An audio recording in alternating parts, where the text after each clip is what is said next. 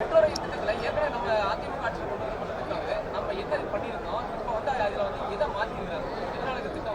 ரயில் திட்டம் வந்து நாங்கள் எல்லாருமே சட்டமன்ற உறுப்பினர் நாங்கள் எல்லாம் வந்து பொதுமக்கள் எல்லாருமே வந்து கோரிக்கை வச்சோம் எடப்பாடியாக இருக்கும்போது. அப்போ வந்து அதை வந்து ஆய்வு செய்து கோயம்புத்தூர்ல தான் அறிவிச்சார் அந்த திட்டத்தை. அறிவிச்சு ஜெயிக்க மூலமாக ஆரம்பகிட்ட ஸ்டடிக்கு 3 கோடி நிதியை வழங்கினார்கள். அதில் வந்து நம்ம எல்லா வழித்தடத்துலையும் இப்போ நம்ம அறிவித்தோம். இவங்க 2 வழித்தடத்தில் மட்டும் எடுத்து அனுப்பியிருக்காங்க.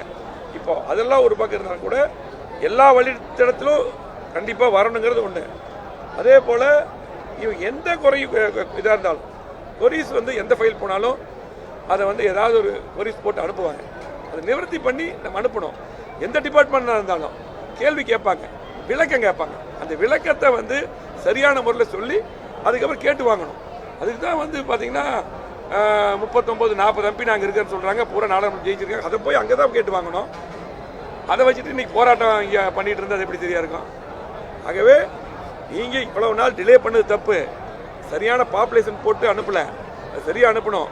ஆகவே நீ மத்திய அரசில் அங்கே போய் போராடுங்க, பாராளுமன்றத்தை முடக்குங்க, அதான சரியா இருக்கும். அதே எடப்பாடியார் கூட அதான் சொன்னார். செய்திகளை உடனுக்குடனும் துல்லியமாகவும் தெரிந்து கொள்ள சப்ஸ்கிரைப் பண்ணுங்க.